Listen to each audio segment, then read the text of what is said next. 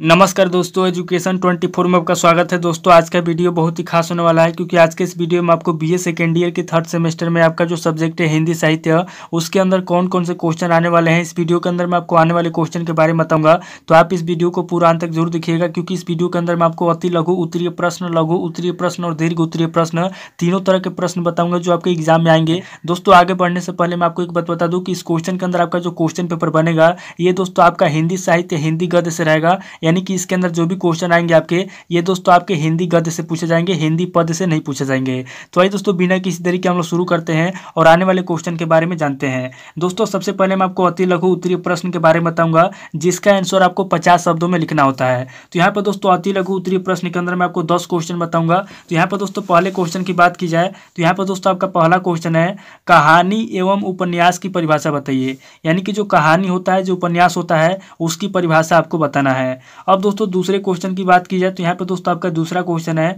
नाटक एवं एकांकी की परिभाषा बताइए, यानी कि जो नाटक होता है, जो एकांकी होता है उसका परिभाषा आपको बताना है। अब दोस्तों तीसरे क्वेश्चन की बात की जाए तो यहाँ पे दोस्तों आपका तीसरा क्वेश्चन है आत्मकथा एवं जीवनी में अंतर बताइए, यानी कि जो आत्मकथा होता है, जो जीवनी होता है, यहाँ पे दोस्तों आपको इन दोनों में अंतर बताना है। अब दोस्तों चौथे क्वेश्चन की बात की जाए तो यहाँ पे दोस्तों आपका चौथा क्वेश्चन है निबंध एवं आलोचना में अंतर बताइए, यानी कि जो निबंध होता है, जो आलोचना होता है, इन दोनों में क्या अंतर होता है, यहाँ पर दोस्तों आपको दोनों में अंतर बताना है। अब दोस्तों पांचवें क्वेश्चन की बात की जाए तो यहाँ पर दोस्तों आपका पांचवा क्वेश्चन है संस्मरण एवं रेखाचित्र की परिभाषा बताइए, यानी कि जो संस्मरण होता है और जो रेखाचित्र होता है इन दोनों की परिभाषा आपको बताना है। अब दोस्तों अगले क्वेश्चन की बात की जाए तो यहाँ पर दोस्तों आपका छठा क्वेश्चन है हिंदी के किन्हीं दो डायरी लेखकों एवं उनकी डायरियों के नाम लिखिए, यानी कि दोस्तों यहाँ पे हिंदी के किन्हीं दो डायरी लेखकों के नाम लिखना है और उनकी डायरियों के नाम भी लिखना है। अब दोस्तों अगले क्वेश्चन की बात की जाए तो यहाँ पर दोस्तों आपका सातवां क्वेश्चन है हिंदी के प्रमुख 4 रिपोर्टाज एवं लेखकों के नाम बताइए, यानी कि हिंदी के 4 रिपोर्टाज और लेखक के नाम बताना है। अब दोस्तों अगले क्वेश्चन की बात की जाए तो यहाँ पर दोस्तों आपका अगला क्वेश्चन है जूठन आत्मकथा का केंद्रीय भाव क्या है, यानी कि जो जूठन आत्मकथा है उसका केंद्रीय भाव यहाँ पे आपको बताना है। अब दोस्तों 9वें क्वेश्चन की बात की जाए तो यहाँ पर दोस्तों आपका 9वां क्वेश्चन है आपके पाठ्यक्रम में शामिल व्यंग्य का नाम लिखिए, यानी कि आपके पाठ्यक्रम में शामिल जो भी व्यंग्य है उसका नाम आपको यहाँ पे लिखना है। अब दोस्तों लास्ट क्वेश्चन की बात की जाए 10वें क्वेश्चन की तो यहाँ पर दोस्तों आपका 10वां क्वेश्चन है आपके पाठ्यक्रम में शामिल किन्हीं 5 कहानियों का नाम लिखिए, यानी कि आपके पाठ्यक्रम में जो भी कहानी है उनमें से किन्हीं 5 कहानियों का नाम यहाँ पे लिखना है। तो यहाँ पर दोस्तों मैंने आपको अति लघु उत्तरीय प्रश्न के बारे में बता दिया। ये आपके 10 अति लघु उत्तरीय प्रश्न हो गए जो आपके बीए एग्जाम में पूछे जाएंगे। अब दोस्तों हम लोग लघु उत्तरीय प्रश्न के बारे में जानेंगे। तो यहाँ पर दोस्तों लघु उत्तरीय प्रश्न के अंदर मैं आपको 8 क्वेश्चन बताऊंगा। तो यहाँ पर दोस्तों लघु उत्तरीय प्रश्न के अंदर आपका पहला क्वेश्चन है पंच परमेश्वर शीर्षक कहानी की विशेषताओं का उल्लेख कीजिए, यानी कि जो पंच परमेश्वर कहानी है उसकी विशेषताओं का उल्लेख करना है। अब दोस्तों दूसरे क्वेश्चन की बात की जाए तो यहाँ पर दोस्तों आपका दूसरा क्वेश्चन है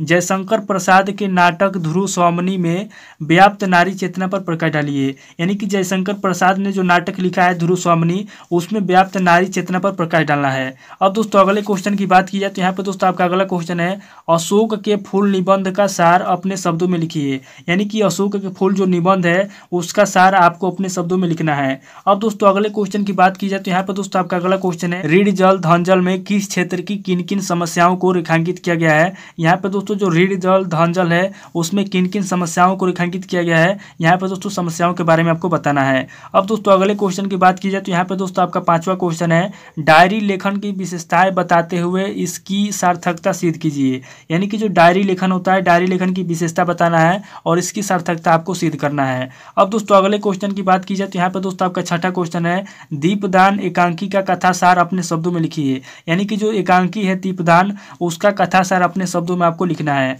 अब दोस्तों अगले क्वेश्चन की बात की जाए तो यहाँ पर दोस्तों आपका 7वां क्वेश्चन है भारत वर्षों उन्नति कैसे हो सकती है, पाठ का सारांश लिखिए, यानी कि जो आपका पाठ है भारत वर्षों उन्नति कैसे हो सकती है इसका सारांश आपको लिखना है। अब दोस्तों 8वें क्वेश्चन की बात की जाए तो यहाँ पर दोस्तों आपका 8वां क्वेश्चन है गिल्लू एक उत्कृष्ट रेखा चित्र है इस कथन की पुष्टि कीजिए, यानी कि गिल्लू एक उत्कृष्ट रेखा चित्र है इस कथन की आपको पुष्टि करना है। तो ये दोस्तों आपके 8 क्वेश्चन हो गए जो आपके लघु उत्तरीय प्रश्न से पूछे जाएंगे जिसका आंसर आपको 200 शब्दों में लिखना होता है। अब दोस्तों हम लोग दीर्घ उत्तरीय प्रश्न के बारे में जानेंगे। यहाँ पर दोस्तों दीर्घ उत्तरीय प्रश्न के अंदर मैं आपको 4 क्वेश्चन बताऊंगा। यहाँ पर दोस्तों दीर्घ दीर्घ उत्तरीय क्वेश्चन के आंसर आपको 500 शब्दों में लिखना होता है, यानी कि ये लॉन्ग क्वेश्चन होता है। यहाँ पे दोस्तों दीर्घ उत्तरीय प्रश्न के अंदर आपका पहला क्वेश्चन है, उपन्यास कला तत्वों के आधार पर झांसी की रानी उपन्यास की समीक्षा कीजिए। यानी कि उपन्यास कला तत्वों के आधार पर आपको क्या करना है, झांसी की रानी उपन्यास की समीक्षा करना है।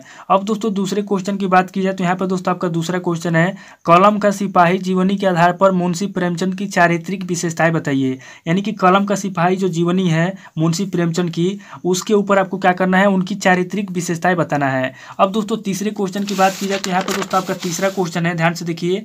आपका तीसरा क्वेश्चन है, भोला राम का जीव भ्रष्ट नौकरशाही परंपरा का पूर्णतः पर्दाफाश करता है, इस कथन के आधार पर पाठ की समीक्षा कीजिए।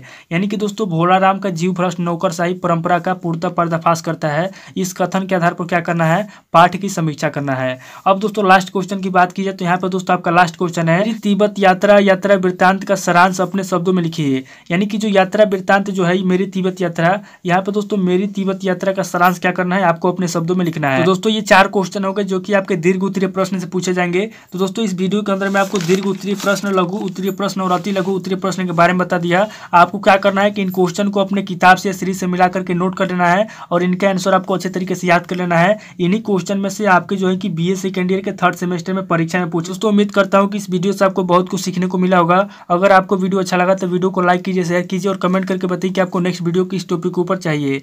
थैंक यू दोस्तों।